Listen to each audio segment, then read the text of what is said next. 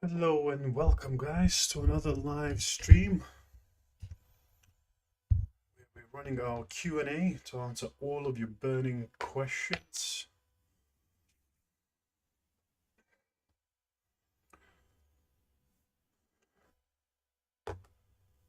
As always, we're streaming live on Twitch, Kick, YouTube and TikTok. We see just people joining in. We've got quite a few people subscribed today, so we'll see what we can chat, what questions we have coming up about cybersecurity, about career, and anything to do with technology, guys. So welcome guys joining.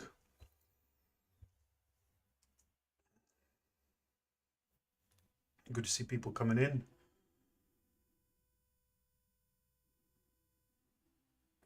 Welcome, welcome guys.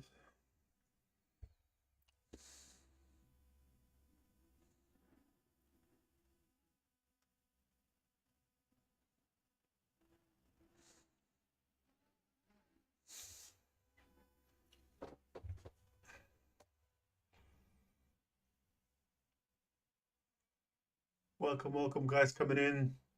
As I say, always chat open to any questions around cybersecurity, technology and AI. So any questions you guys have, please drop them in the chat, or you can join me and ask the question and we can try and answer as many questions and help as many people.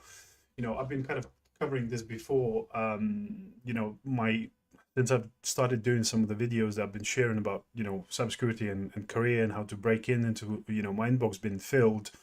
But as I said numerous of times, guys, I don't really always have time to answer all of the questions, and sometimes it's hard to answer some of the questions in, you know, in the chat or in a, you know, in DMs. So the opportunity is to create those live sessions where you can ask questions here, and hopefully I can clarify and answer some of those, you know, questions that you might have around cybersecurity, around technology. You know, are you trying to break into cybersecurity? You are trying to advance your career, or you just want to learn more about what it's like working in cybersecurity. So, you know, fire them away. You know, there's no dumb questions. You guys ask away, and I'll try and help and answer all of these questions and hopefully clarify your journey into cybersecurity and or to advance your career within cybersecurity.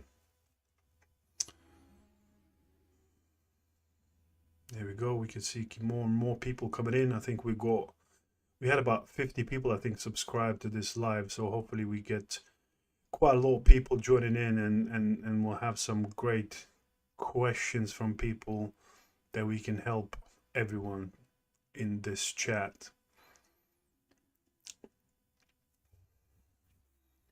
Good to see more people coming in. Welcome, welcome all of you guys. Just to preface, I think some of the things I wanted to discuss today. I get a lot of questions and a lot of ask around cybersecurity. You know, like, you know, oh, what should I do? I want to be in cybersecurity. You know, I think I mentioned previously, and I think I uploaded one of the videos, guys. You need to help me to help you, because I can't answer your questions, or I can't help you just to enter cybersecurity. First of all, you need to do your research, you need to do your homework and understand what do you want to do in cybersecurity, guys. You have to figure it out where you want to go, what you want to do with your career, what interest you might have in cybersecurity. I think I created a video today about, for example, especially if you guys are changing careers, what skills you might have that might help you to be better prepared within cybersecurity, and what kind of roles can help you and guide you in that journey. So check it out. That I also, some of you might have seen, I just shared and created a new YouTube video where I kind of condensed a lot of short sort of stories and tips that I've shared, and there's like 5 strategies in my YouTube about, how you can advance your chances of landing your first cybersecurity role. So check that out as well. But yeah, good to see people keep coming in. As I said, just drop questions. Yeah, again, that's no problem. I always try to share the tips and knowledge, and hopefully, that helps you guys in landing that, first role or advancing your career or whatever you are seeking to do within cyber. So, I think it's becoming sort of a bit of a minefield. I think, people who've done boot camps or done, is it possible to get a job after passing Google Cyber course? Um, it depends. Just doing a certificate, no, you have absolutely no chance landing a job just passing one course. And I always say, I think that's why I see a lot of people have a misconception within sort of cyber industry. You've been sort of sold a lie that you can do a couple of certifications and you're going to land a role. That's highly unlikely. It's almost impossible, and especially the competition is so high these days.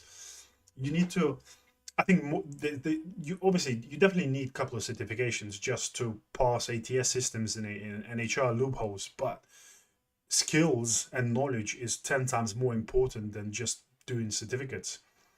I always say, and I mentioned this before to you guys, I always hire people based on 2 A's, your aptitude and your attitude, you know, and your ability to, your ability to learn, your ability to understand cybersecurity concepts, learn basics. You can do a cert. There's no way that will guarantee you any jobs, and especially nowadays, you see probably, guys, especially if any of you are applying to roles, how many people are applying to roles. Your competition sometimes is hundreds of people to one particular role. But is it good to start though? Because I have no idea where at uni. It's definitely a good starting point. You have to figure it out. Where are the best knowledge? And the thing is, I have to first understand what are your basic level of IT and security knowledge. If you're just gonna jump into straight doing cybersecurity certs, you are trying to short circuit your journey into cybersecurity. You have to learn the basics. You have to understand how operating systems work, what cybersecurity hardware and how does it work. You need to understand networking. There's a lot of steps to get to before you start doing cybersecurity certificates. And I think I see a lot of people, for example, take CompTIA route. I see people jumping and doing CompTIA Security Plus. But if you haven't done networking, if you haven't done A plus, or you don't understand some of these concepts and basics of technology, you're gonna struggle to land the role. Not only land role, but answer questions. Like, I always say to people, mathematics and computer science degree, well, that's definitely a start. But the problem is, in university, and I always say again, if you want to go into cyber, you don't necessarily need a degree. If you've done it, it's great. But like, for example, and I think I mentioned one of the videos before, when I interview people, I don't ask questions where you can just memorize the answer. I try and understand how you think. Like, for example, one simple question where it trips up most of the people, I would say, you have an impossible travel alert on your SIEM. How would you investigate that? There's no theory that you learned will explain that to you. That's, you learn something by doing and play around. People do not sometimes even understand the concept of, of SIEM and what kind of alerts look like and what they are. Impossible travel alert normally happens, I can explain to you guys. Impossible travel alert happens when someone logs in within short time frame from 2 different locations. So if I log in from US and UK within 5 minutes, there's no way I could have flown from US to UK in 5 minutes. That means impossible travel alert. Now, there are reasons for it. Somebody might have used VPN or, different devices and things like that where this could have happened. But you need to understand these things, and you need to understand where to look for clues and understanding how you would investigate that type of alert. So that's where it starts, with understanding the basics and learning all of that in your journey. But yeah, as Ginta said, starting somewhere and doing, especially nowadays, there are so many learning possibilities where you can do free certificates, you can do free learning, and there's so much free material on YouTube. Well, you see, Gintas, you learned everything, something every day. There are all kinds of cybersecurity concepts that the more you are immerse yourself, the more you're going to learn. So yeah, that's something new. Anand says, cybersecurity more needed in networking or any other area. Cybersecurity is needed everywhere, and I think I'll try and explain this. I think if you look from security from historical point of view, cybersecurity was part of IT. We were securing IT systems. Now, 10 years on, and now 2025, you have data, technology, and applications across every single business unit. You have data in HR, you have data in business development, in sales, in finance, and technology is there. So cybersecurity covers the whole business, whereas IT is just one portion of the business. So you are potentially helping the whole business to protect revenue, to prevent breaches, prevent downtime, and prevent revenue loss. So cybersecurity is absolutely everywhere across the whole business. Guys, as I mentioned, those of you joining later, drop your questions. There is no stupid questions. Anything you want to answer about technology, cybersecurity, you want to journey into cybersecurity. Which speciality, says PK, should one major in when it comes to cybersec, if you were asked? There's a couple of things I think you have to discuss here, PK. You can major into whatever you like, but you have to think what you prefer, because obviously there is governance, risk, and compliance, but there are people who hate documentation and policies, so there's pointless for them going into that field. Now, from sort of role and perspective point of view, I would say anything cloud security engineering is definitely hot right now. There's more and more organizations moving into cloud environments. There's less and less companies staying on premise and building their own data centers. So cloud security engineering is always going to be in demand and is always going to be a great skill set to have and build on, especially if you are a technical person, if you like playing around, building things, breaking things, understanding how things work, understanding how to fix things. You're not afraid to get your hands dirty and learn Python and learn automating things and stuff like that. Ginter says, what is better to focus, Azure or AWS? It depends. From pure security perspective, I would say I would focus more on Azure, because if you think about, there are organizations who have the whole Microsoft ecosystem, and they have, Azure has the whole, it has its own SIEM by Azure Sentinel. It has its own Defender for Cloud tooling, XDR, and MDM and all of that. So that's that. AWS is obviously bigger cloud, so potentially more clients will have AWS. I have recently came approach IT and cybersecurity. My goal is with AZ900, AC900, and currently on Network Plus. That's a good start, Redin. Depends what you want to do, right? And again, it's hard to give advice without specifics. So what role are you trying to land? What you want to do within cybersecurity? Only then can someone prescribe an idea, because giving advice, ethical hacking, well, it's good.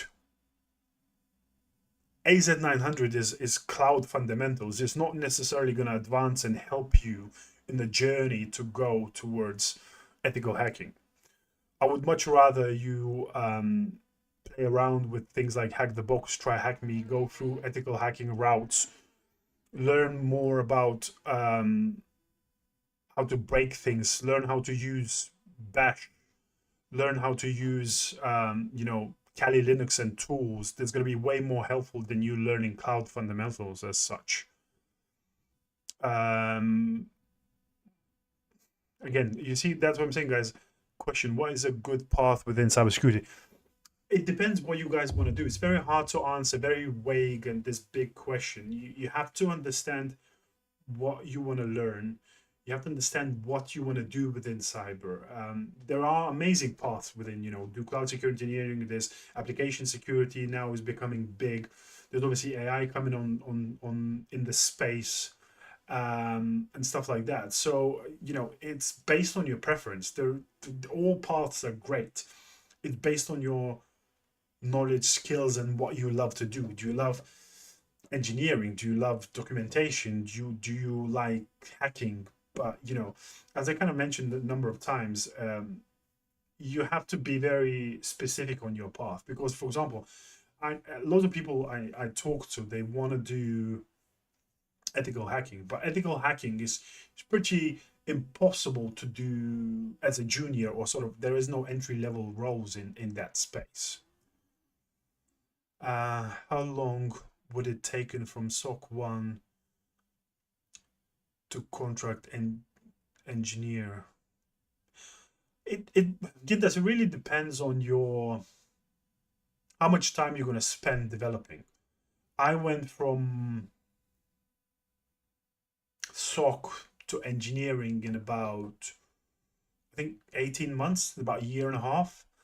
But as I said, once I got into cyber, I endlessly trained, learned, did certs. My development never stopped. So you have to put in a lot of work, and the more you put in, the more you're going to get out of it. And you have to be in an organization where you can learn and adapt and do things. Subtles, hello. I have more affinity towards risk and security. I also have GRC, risk assessment, and there you go. If you have affinity with GRC, that's your route. Then you have to understand about risk. For example, there's a great book, How to Measure Anything in Cybersecurity Risk, for you to develop skills, understand how to build policies, what they look like, what does compliance, what does various compliance requirements are, in Europe, in US, and all different organizations, how they, look like. There's a big difference between ethical hacker, pen tester, and red teamer. Ethical hacker is pretty much the same as pen tester. Red teamer is a bit more, I guess, advanced, because red teamer is something that organizations will have as an internal team. So red teaming is what you normally do is anything defensive. For example, SOC roles are blue team, so they are defensive side, and then you go red team, which is an attacking. So they call something, normally organizations build something called purple teaming. So red teaming goes and attacks, the defenses of the organization, and then it will feedback whether, if they go in, for blue team to fix and build better defenses, and that becomes a continuous loop of how we do purple teaming. And Anne says, if any semiconductor chip or PCB board coming with penetration breaches, how can you prevent it?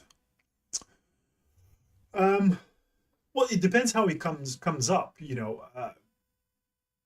These kind of things don't come with specific breaches. They either have hardware vulnerabilities, firmware vulnerabilities, or they will have software vulnerabilities. So the goal would be to patch firmware and make sure that it's updated. So we remove the entry points and vulnerabilities that are there to prevent, for hackers to exploit.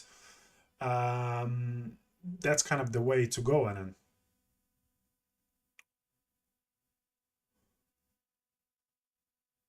I missed just one question. Let's see, what was that? What's the best solution for cybersecurity? Is it MDR, disaster recovery solution, or is it both? Depends, Sam, what you're trying to achieve, I guess. Is disaster recovery how to explain? Disaster recovery is essentially a way how you would recover when disaster strikes. It's more towards going into cyber resilience. Now, MDR is one of the controls that you would have in your cyber defense. It's definitely not going to prevent everything, but if you look at, we talk always about defense in depth. You always stack specific controls and tools to make it as hard as possible for threat actors to penetrate your systems. Redden says, is there any ways I could speak to you directly on the phone or more specific advice? I can definitely, if you ping me, I can try and organize something, but my calendar and my schedule is pretty tight nowadays. But I can certainly, if you can explain me in the DM, Redden, what you need help with, and I can certainly try and plan, potentially do a virtual call if need be, and I always try and help as many people as possible. So keep the questions coming, guys. There's some good stuff that we discussed so far. It's good to see quite a few people hanging around and asking some good questions about cybersecurity.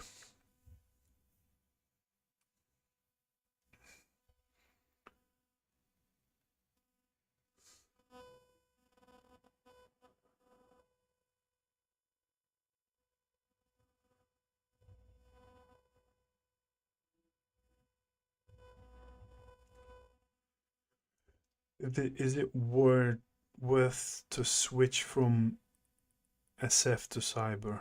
You mean software engineering? Offensive sec is not. Yeah, exactly. Offensive security is not entry level.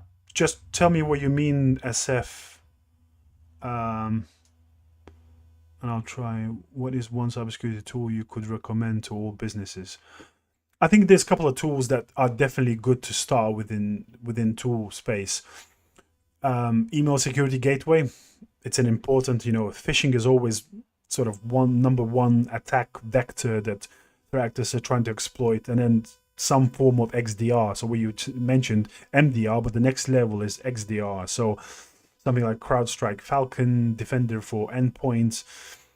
Those are the two big ones. Then, securing your things like, it's not necessarily a security tool, but making sure that every single account within an organization has MFA and things like that. And then you can start to stack things in advance.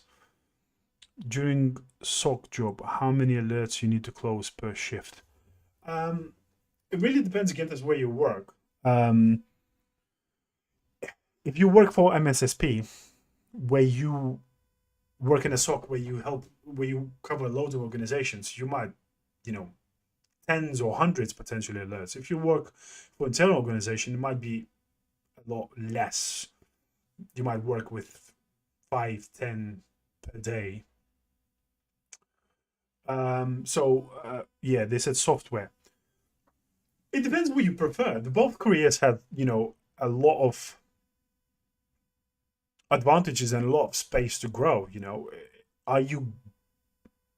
you love programming, or do you prefer to, engineering, playing with things, and do you prefer the security side of the role? Then I would say switch it. But it depends with you, the person. What do you prefer? Software engineering is definitely not an easy. Learning programming languages is a long journey. Hot Infinite says, question, is it worth computer architecture? Worth what? Worth pursuing?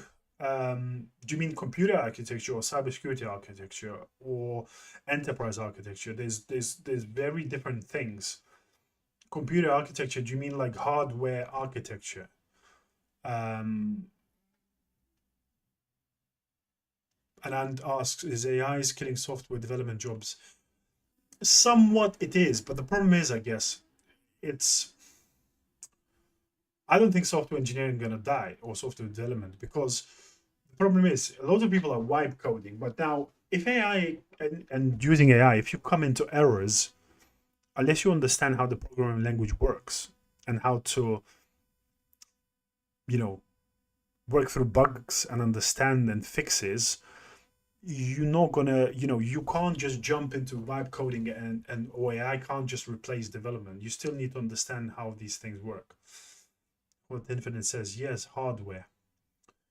Um, Potentially, it's not something that I'm aware of or I'm experienced with, because I haven't seen or met anyone doing computer hardware architecture.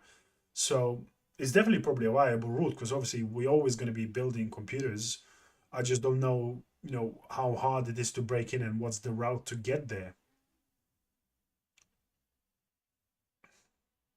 But the AI will not teach you to make viruses. Well, potentially it will, but you never know whether it's going to make. Because that's the problem. You need to understand. Those people who jumping in and building things, you can always jump into or come into problems where you don't understand something, and how you gonna be able to fix things, and how you're gonna be able to chat to the AI if you don't understand what it's written for you.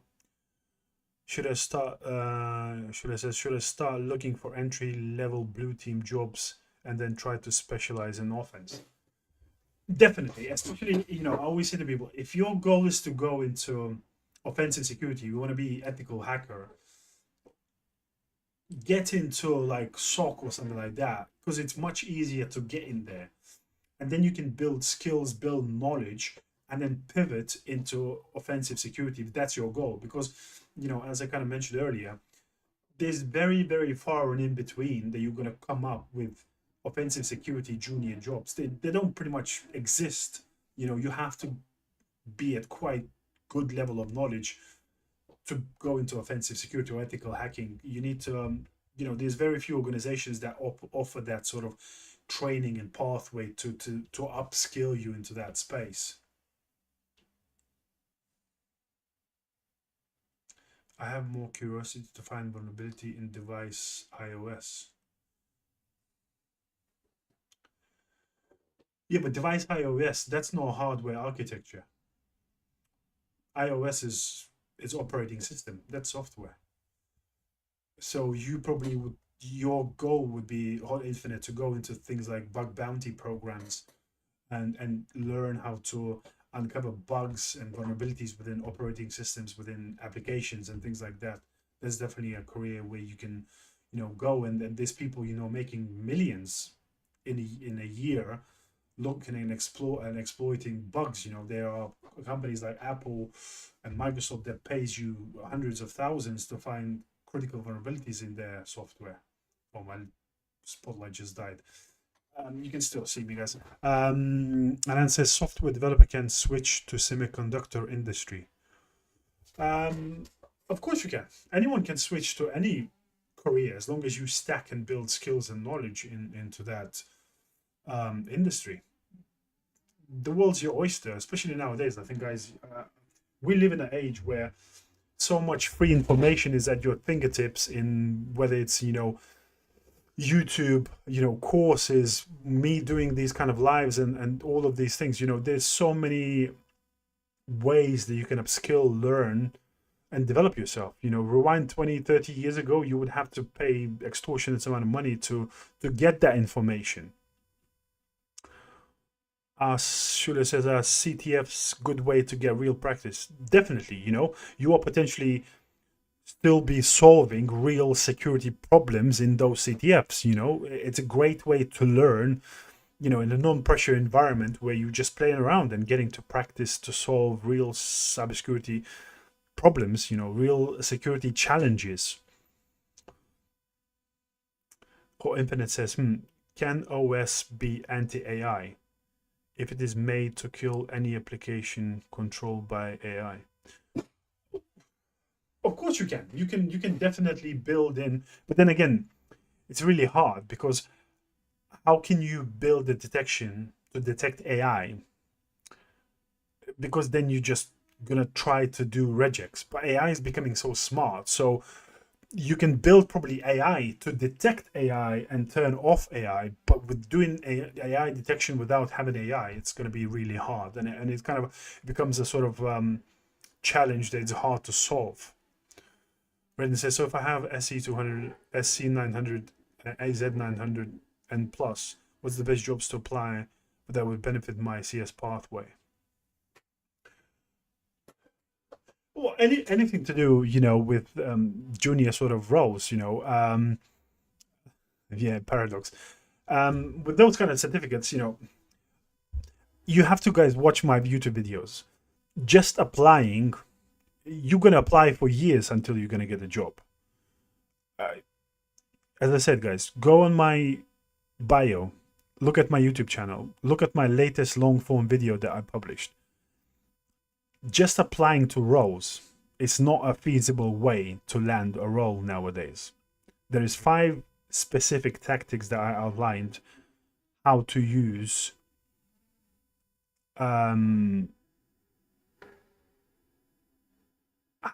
basically those skills and things like networking, like posting your knowledge and your skills journey, how to gain hands-on skills and things like that. Applying, just, it's a pot of luck, and those who have the best CV, chances are going to win. Turing is detecting AI. I don't remember exactly what Turing test is, but Turing test, I think, is to detect a computer. It's not necessarily detecting AI. So I don't think that Turing test is going to work. As I said, Redden, check the video out. How to land a job without experience. Well, you have to build skills and knowledge. Build home lab. Build stack, skills. Learn hands-on how security roles look like and how you can answer difficult interview questions. Network. Get to talk to hiring managers and ask what they're looking for, and then build those skills. Applying, just sitting and applying there, it's really going to be hard. Find, message every day on LinkedIn 10 people who work in the companies that you would love to work, and chat to them. Ask how they got in, what skills they have, what they have learned, and learn from them. And then, they become your friends. They become your best referral buddy into that organization. These are the ways that you can bypass hundreds of people who just blindly applying and get referred. Well, I think it can be made multiple paradox and Yep. In your workplace, what are challenges when executing your task concerning security? Hi, Katie. I'm a CISO, so my biggest challenges are building a cybersecurity program, making sure that our cybersecurity program aligns to business goals, making sure that we are solving cyber risks with spending the least amount of money, making sure that we are compliant with regulations, contractual obligations, making sure that my team is happy what they're doing, hiring the best talent, and providing them space to learn, develop, and do their best work and get out of their way. That's kind of my challenges. Sorry, I'm just scrolling back. How to speak to hiring managers if they continue to refuse. Yeah, but that's what I'm saying. You don't apply to the jobs. Message. Connect with people on LinkedIn and message them. Get to talk to people. You always have to offer something. Read their posts. Interact with their posts. Tell them, I've seen what you posted and I loved it. Get to talk to people. Message 10 people every single day. That's 70 people a week. That's 300 people a month that you can potentially make friends and learn from. That's the way to go, guys. You have to be proactive. Just applying for the roles is not going to land in, it's going to be hard to get that. So I did my Network Plus, getting Security Plus next month. Want to do SOC role. What next? As I'm just talking, Sangam, go and meet hiring managers. Go and meet people. Talk with them about your journey. Are you posting about what you're learning? There's a couple of things, guys. You need to be proactive. You need to build a portfolio of your home labs, of your skills. Post on LinkedIn what you're learning every single day. Make it public. Jobs will land in your lap if you're going to be proactive. Talk to people. Applying for the roles, it's so outdated and so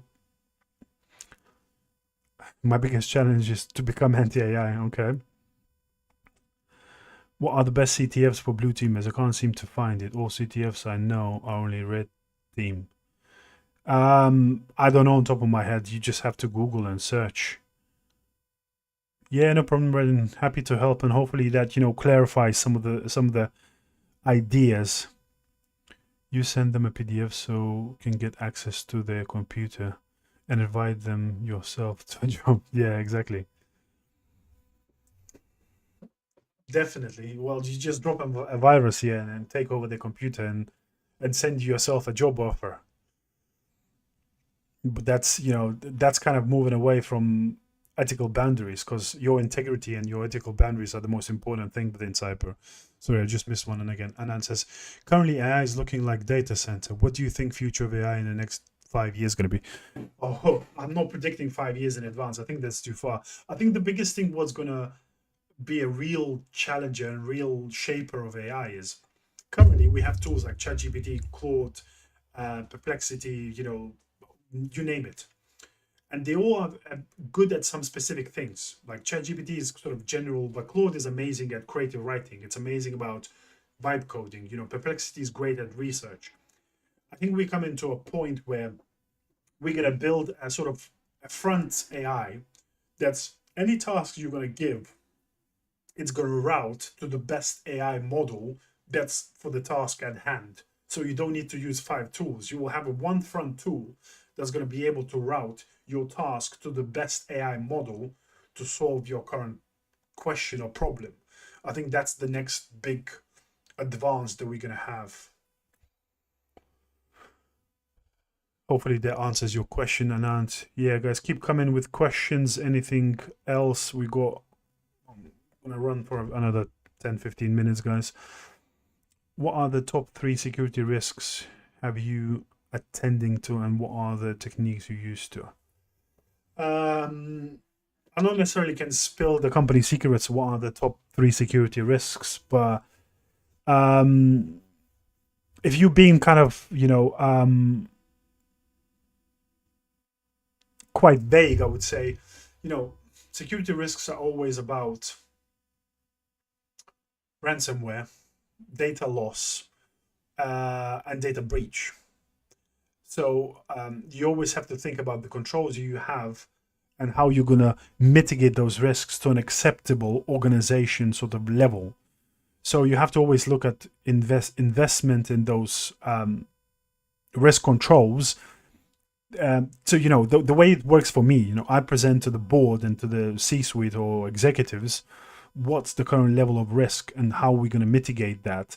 And they have to make a decision, what are they willing to spend based on the risk outcomes. So, for example, if a ransomware attack strikes, and we have a potential, risk of losing $5 million, if I can reduce that $5 million risk by spending a couple of $100,000 to, say, $1 million, that's an easy decision for them to make, because they're spending $200,000 to reduce the risk by $4 million.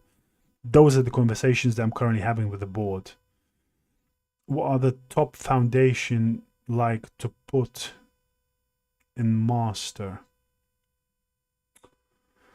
If you're talking about foundational knowledge, networking is a very important thing. Just asking if OSCP is enough for getting a job. No, it's not. Any certificate by itself is never going to be enough for you to get a job. Especially if you're starting out and you want to get a job in ethical hacking, what OSCP does, it's nearly impossible just getting a cert to land a role, because ethical hacking will always ask for a number of years of experience, because there's very little entry-level roles in ethical hacking. So you need to master quite a lot of skills before you can get a job, and OSCP is definitely not going to be enough. You need to do a lot more. What else did I miss? Cytec says, what are the top certifications you need to land a cybersecurity job? Well, look, find 10 jobs that you want to do and look through the job specs. You'll find the best certificates. But, I always said, depending where you want to go, but CompTIA Security Plus is a good starting point. Most of the job specs ask for it. Networking Plus is good as well to have, getting networking knowledge fundamentals. And then depends where you want to go. If you want to work in cloud, AZ500, SC200 is good to have, AWS Security Specialty. There's loads of great certificates, but again, certificates is not going to define you or is going to land you a role. Your skills, your knowledge, and your ability to promote yourself, to build home labs and stack those skills, that's going to land you a role. Is AI really automating level 1 SOC analyst tasks? Bellucci says, yes, and I see that a lot. I've just recently had on my podcast, I had one of the guys who is chief officer from one of the SOC companies, and they said they're pretty much not hiring entry-level SOC analysts because AI is doing pretty much most of the automation of sort of low-level tasks where entry-level SOC analyst would work. And I see a lot of this kind of happening in but that's only for MSSPs. I don't think, internal companies are kind of building that yet. What else was there? How will companies have senior analysts in 10 years if they're replacing juniors? Well, that's a good question to ask, but they will just basically, I think there will going to be a higher bar and you're going to have to do a lot more development before you land a role. So maybe they're not going to hire and develop juniors, but they will hire who supposedly is already, quite experienced. Do you think starting from administrator roles is better if you want to work? Not necessarily administration roles, but I would say working in IT, there's definitely, working like help desk, networking, sys operations, sys admin, stuff like that is definitely gonna, is definitely probably a good entry route to get into cybersecurity, because once you're in, then you can build and add skills. What's the best resource for learning networking and where can I test my knowledge? YouTube. Go and find a guy called Network Chuck. He's got a massive amount of videos and you can learn loads of stuff in there. What kind of home lab you advise to do? I always say the same home lab. Build your home network. Connect Windows Server, Kali Linux, and Security Onion. So there's the best 3 machines to have in your network. And then learn to attack with Kali, the Windows machine. Learn how to, with Security Onion, to intercept and look at the network traffic. Look at how to harden and secure those machines. There's so many tasks you can find. How do I integrate AI? Do I learn AI alongside the path of cybersecurity? It depends, Katie. It's hard to learn so many things at once. So you can definitely explore AI, but you stack the skills. There has to be a linear path. You can't jump between another. So you have to understand systems, technology, networking, and then you can get towards understanding AI, because AI is so much more advanced. You go from machine learning to AI, and unless you have the basics, you're going to struggle to understand AI and sort of, it depends what you want to do again with AI. Do you want to do AI security? Do you want to use AI for security, or do you want to secure AI? There's again so many things. What else was there? Yep, there's definitely so much home labbing to do, Bellucci. Like networking, yeah. Advice to scale consultancy. Well, it depends how what you're struggling to and how you want to scale, Chef. I think I've just published one video today, and I said there's great, this is what I'm reading now again, and I'm scaling my consultancy as well. I think one of the things that people normally struggle is landing leads and clients, because obviously you need to sell. So the one thing I would say is, you have so many contacts. Offer some free work, which is going to build trust, testimonials, and then you can turn that into paying work. But have a look at my video that I published today as well. What else was there? What to focus on cloud security and data security. I don't know how to answer, guys. You have to be way more specific. What do you want to do with cloud security and data security? This question alone, I can talk for half an hour. And that's why I say, guys, you need to do your research and you need to do the work in order for me to help you. Like things like how do I break into cybersecurity? There's millions of things that you can do, but it's very hard to answer that question when it's so broad and so vague. Is it true that all senior level specialists are overweight? I'm senior level specialist. I don't think I'm overweight. I go gym every 4 days a week, and I've been professional basketball player, so I don't think I'm overweight. You can see probably there's some videos on my TikTok that from my gym, so I think I'm in decent shape. So I don't think it's true. How do they use AI to analyze packets? Well, AI is a great tool at sifting through vast amounts of data. So we can learn how to detect malicious traffic in the packets, and then you can use that to detect malicious traffic. Now you have obviously things like firewalls now becoming AI that can detect malicious traffic and block it. They're constantly evolving in that space. So that's how they use that. What else? Is there anything else? Ask ChatGPT. Yeah. With the rising cost of data centers, will companies start heading back to on-prem in the near future? I don't really think so.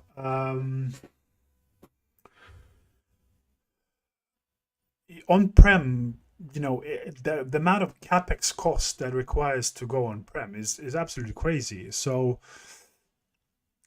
there's only very few companies that can afford to run on-prem. So I think that's for like quantum computing things, like companies that are doing trading and stuff like that. Yeah, they'll stay on-prem, but that is that's only for very select few. I think you what I mean, capex. So you obviously have capital expenditure to build a data center if you want to go on-prem, whereas when you go to cloud, it's operating expenditure. You spend as you go, and it's so much more sexy for CFOs and business executives. Teddy says, honest cybersec man. I try to be. I try to cut through all the noise and bullshit and try to say how it is, guys. And especially, I think on-prem, that was Ginter said as well, to build high availability and resilience in on-prem, it's astronomically expensive. Well, sysadmin, there are you can do some of the you still need to do some of the sysadmin stuff even in the cloud, because some organizations are not necessarily upgrading the technologies. They're just lifting and shifting things in the cloud. So sysadmin is still going to be, I think, relevant there. It might be not as as sexy as cloud security engineering or cloud engineering as such, but yeah, it's always going to be there. Still, skills and knowledge to manage virtual machines and all of that estate is going to be an important thing to have. I see it all the time. Organizations jumping in the cloud, but it's it's not changing. Sorry, I just missed. There's a few questions on YouTube as well. You say Korean cybersecurity or that? I started my career in physical security, and then I moved into cybersecurity. What is a CVE? CVE is same thing as a vulnerability. CVE is just attributed number that says how that vulnerability is exploitable. So normally a CVE, whenever CVE is found, it gets attributed a number and explanation in a CVE database. This is just what it is. It's just vulnerability database, essentially. Skills I should learn to getting good in job in cybersecurity is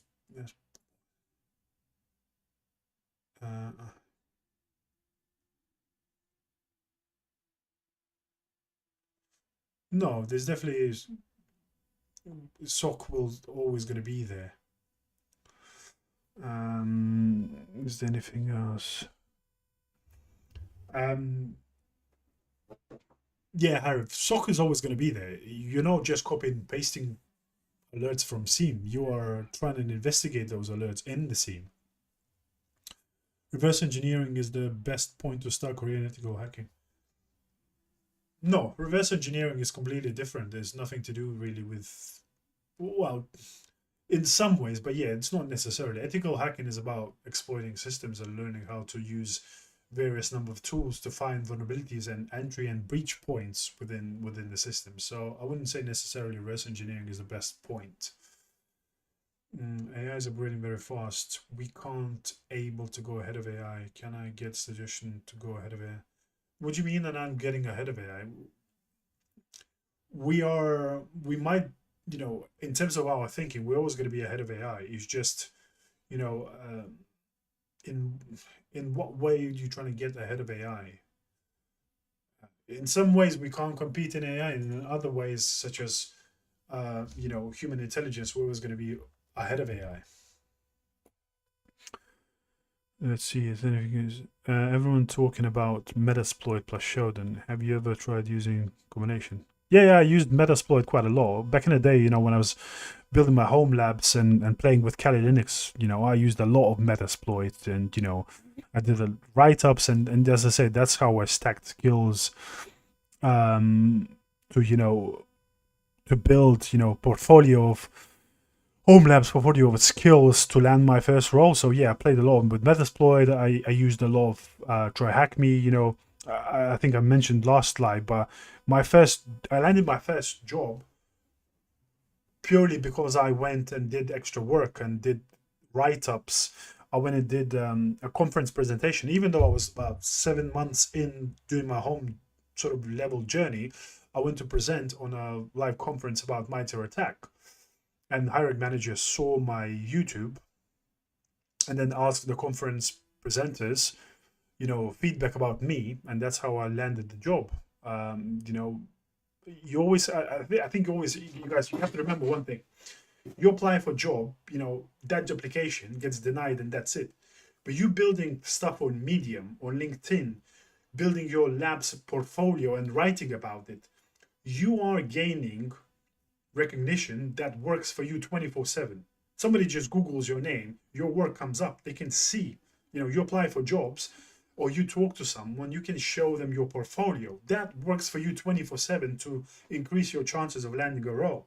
You have to showcase your journey of working. Family says, what is the purpose of this live stream? Well, it says in a name, guys. It's anything to do with cybersecurity, your Q&A. So questions and answers, what I'm trying to answer about cybersecurity technology and AI and what you want to learn and understand. How many home lab projects should you have in your online portfolio? As much as you want, Valucci. I don't think there is a number, but the more you have, the better you're going to be for it, and the more skills you're potentially going to learn. Recommend me to networking teachers on YouTube. Network check. That's the main point you need, Joshua. Go and find Network Check on YouTube. He's one of the best guys to learn about networking and stack skills in that space.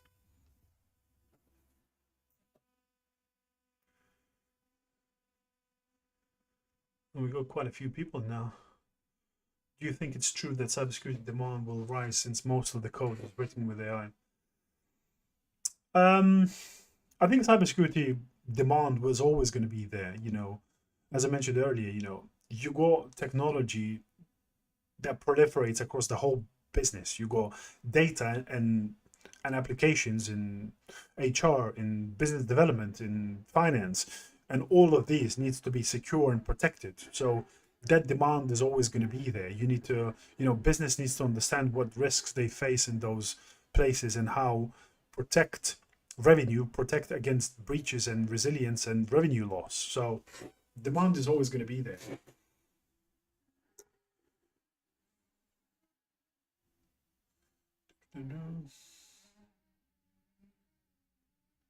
No, Kali Linux, and I don't use Kali Linux to debug Windows breaches.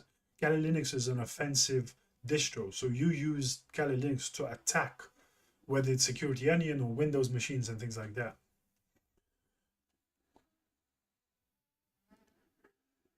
Not necessarily. And Bellucci, there is ways to protect against data leakage. You got tools like data loss prevention. Unless you have malicious employees, then yes, they can leak data, but we have ways to prevent from data leakage. Hello says, any experience with physical security? Yeah, I started my career in physical security. So first 10 years, I worked in physical security, and then I trained for about 7-8 months and moved into cybersecurity. So I went from physical security into cybersecurity. I guess that's why sometimes, I have a stature that doesn't look like a cybersecurity professional, because I'm 6'4" and about 270 pounds. So I look like a bodyguard.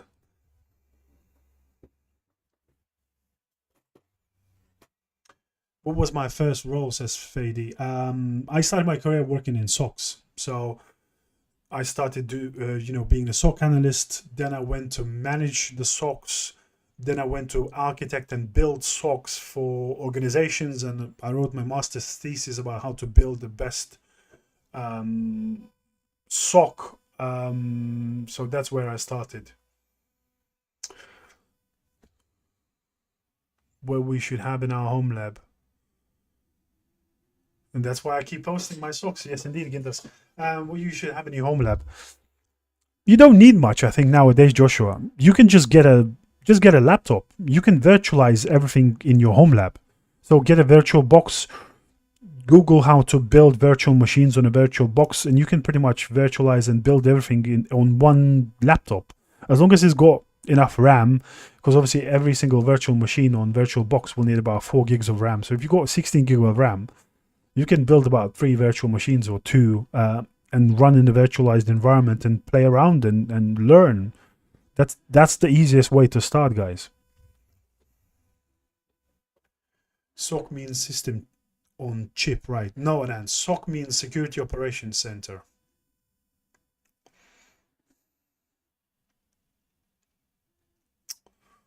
If you got any last few questions, guys, I'm going to end in about 3 minutes. As always, guys, those of you, I see now quite a few people jumped in. So I'm going to run the same stream next week at the same time. So next week again, obviously we're now ending the stream, but an hour earlier, it's going to start next week again. So if you got any more burning questions or any stuff that I missed out, join us next week and we'll do the same thing again. Of course it's possible. Final boss. I work in cybersecurity for the last 5-6 years, always in remote roles. Definitely, Vellucci. Setting up a small mid-office is a good home lab project. Anything to do with building stuff is always good.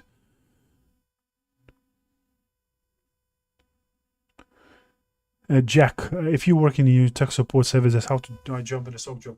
Well, you have to learn and stack skills. If you work in a company, especially tech support service desk, if the company has its own internal cybersecurity team, well, become friends with these people. Learn what they did to land the role. You are there. I always say to people, help desk, tech support is great roles, because internally you can practice, learn, volunteer for security tasks, and you can build those skills and transfer yourself into cybersecurity roles. Or I'm not sure, Joshua. I'm not great at Cisco switches. Just buy something cheap, especially if you're buying for a home lab. It doesn't have to be something crazy. What's your advice for those starting in cybersecurity? I can't really give you advice, guys. Give me specifics. There's millions of advice starting in cybersecurity.